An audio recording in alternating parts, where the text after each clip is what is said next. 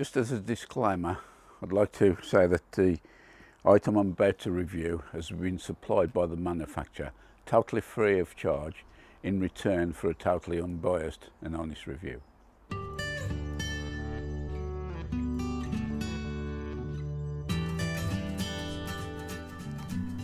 A few months ago I was contacted by a company, Vegega, regarding their metal raised corrugated beds. They made an offer for me to supply and review some of their products. At the time, the space I'd got available and also the projects I'd got in mind didn't fit in with what they'd got in stock, so unfortunately I had to decline. Recently, Vegega made contact again, and this time it was a set of beds which fitted in with the project I'd got in mind, and they've kindly supplied for review two beds. One is 8 foot by 2 foot and the other one is 8 foot by 4 foot, both 17 inches high. The plans for the beds are the 8 foot by 2 foot is going to be for a permanent raspberry bed. Now I had got plans at the end of the season to actually make a permanent structure to house these in. The plan for the 8 by 4 bed, that's to be used later in the season towards the end, and that will actually go where my flower bed now. If you're a regular viewer to the channel, that you know I've tried unsuccessfully for 2 years now to raise an asparagus bed, and that's because there's been damage by the mole. So hopefully that is where this is going to be go, and I will replace the asparagus plants. The plan for both of the beds is to fit a wire mesh along the bottom, both to let the moisture and roots out, but also to try and prevent any ingress from underneath. For this unboxing and review video, I'll be focusing purely on the 8 foot by 2 foot bed. This is 17 inch high and described as a 9-in-1 rectangle.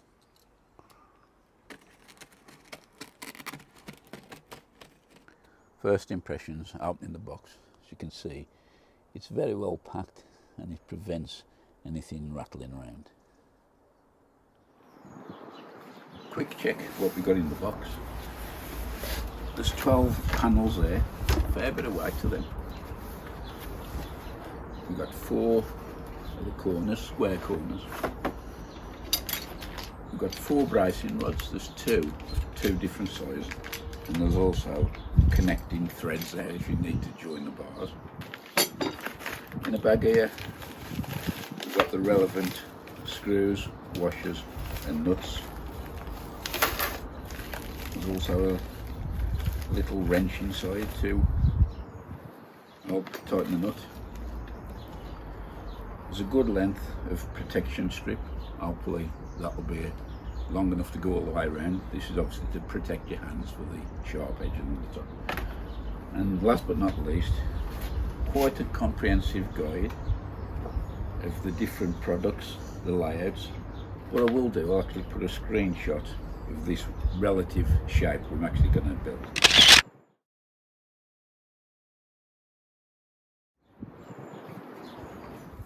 In the pamphlet, the materials described as 0.6 millimeters thick, and there's zinc, magnesium, aluminium, stainless steel alloy, with a life expectancy of around 20 years. As I mentioned previously, these kits come in all shapes, sizes and different colours. I think there's something like 8, 11, 17 and 32 different heights.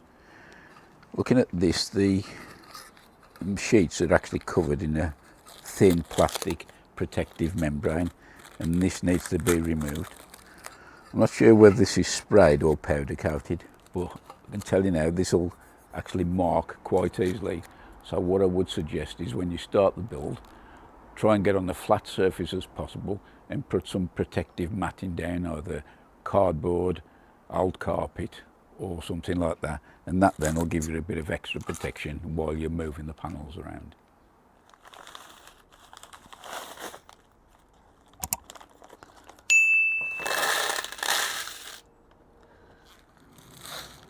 To start the build, I'm going to be doing the end panels first.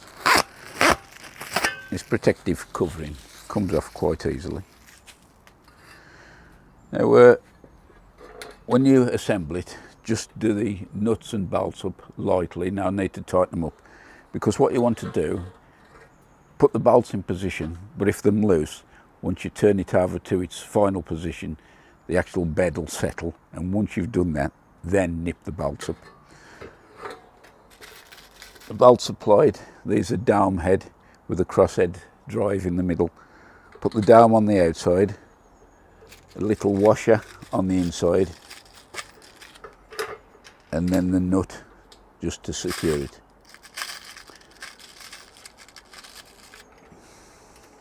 What I suggest doing, so they'll line up easily, is do the top hole, the bottom hole, and then the middle one. The spanner supplied is more than good enough to assemble this without any issues. If you want to speed the process up, you can of course use a cordless drill, but do make sure you switch this to the absolute lowest torque setting, because you don't want to drive the screw in and damage the metal. There's a little word of warning, because the metal is quite thin, 0.6 mm, although there's no actual burrs I've found yet on the edge of the metal. It can feel quite sharp. I've noticed in one or two of the build videos that I've seen on YouTube, there have been like some gloves supplied in the kit, but on this box there wasn't anything at all. So at the moment I'm happy working like that, but say, do be careful, you can see some sharp edges.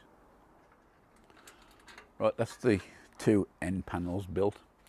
Now what I'm going to do is do the sides, do them in 2 sections. To get the 8 foot length, I need to join 5 panels together, and the same for both sides.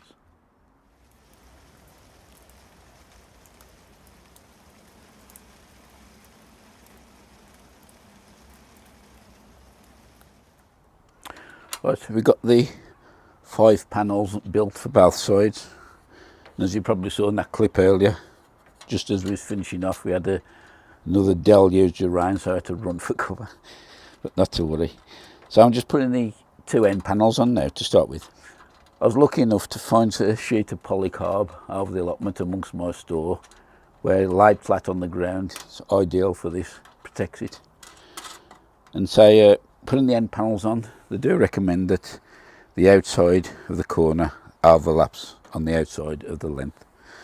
So I'll just actually fit these 2 lengths and I'll bring you back. So that's the sides in position. As you can see, they're a bit flimsy. That's the idea of these tie rods, the bracing bars. And depending which configuration you're actually building, what shape, depends on what rods you use. In some cases you may have to join these 2 rods. As I said previously, there is actually a threaded bar where you can put the 2 together. But in our case, we just use these. This is about 23 inches. And looking at the manual, it does actually suggest the position you fit them in. And for this shape, it's the second set of bolts down. Both of them are on the middle panel, so they will go there and there. Okay, let's get that done. For fitting the bracing bars, you just need to remove the nut that you've previously put to join the panels. And the first one, you can just screw the bar on to that side, but this side, I'd recommend using a crosshead screwdriver. Just go over the other side there, line it up, and then I'll screw in and pull the sides in. That's it, done. We're on the home straight now. In the manual, reckons about 25 minutes to 30 minutes to fit this. Obviously it hasn't been the case in my, we've been dodging the rain showers. Every 5 minutes we get a downpour, so we have to run for cover. But nevertheless, it's amazing how it strengthens the whole shape up once you've tightened the nuts. So all that's left for us now is to fit the top protective strip. The protective strip pushes on quite easily around the top. If you got the panel where one overlaps the other, it might be a little bit tight, and what I'll do in this case is get a flat blade screwdriver, put it in the slot and just twist it a bit, and it just opens the gap just enough to get over both the panels, and on your way you go. Final thing is to cut the strip, make sure you leave plenty push it down, and there you go, job's a good one. So that's about it, the build's complete. My initial thoughts on it, I'm quite impressed. Until I get it out in situ and put the soil in, I really won't know how it performs, whether the sides splay out or how it rusts or whatever. But so initial build, I'm very, very happy with it. Like, you know, on the allotment, I use standardised size for my raised beds. And this is a similar thing, really, where if you have a change of area you can actually add a panel, remove a panel, change the length, increase the height. In fact, it's like a gardener's Lego set in effect. But now, very, very impressed. So this kit I've got here, the manual actually shows you can perform or build 3 different shapes. Because I was putting the raspberries in, I needed to go for the 8 foot by 2 foot. But also with this kit, using all the panels, you can do one 3.5 feet by 6.5 feet, and also 5 feet by 5 feet. All these shapes have got the same perimeter of 20 feet. What is interesting though, depending what format and what shape you use, does affect how much growing area. On the 8 foot by 2 foot, which this is, I get 16 square feet of growing area. If you build a 5 by 5 structure using the same panels, you get 25 square feet. And the other option is 3.5 feet by 6.5 feet. And again, that gives you 22.75 square feet. So whatever shape you use, it does affect your growing area. For those of you who are after maximum growing space, you might want to check out the manual and choose the best shape to give you maximum bang for your buck. So this one here, I've just calculated out with the height.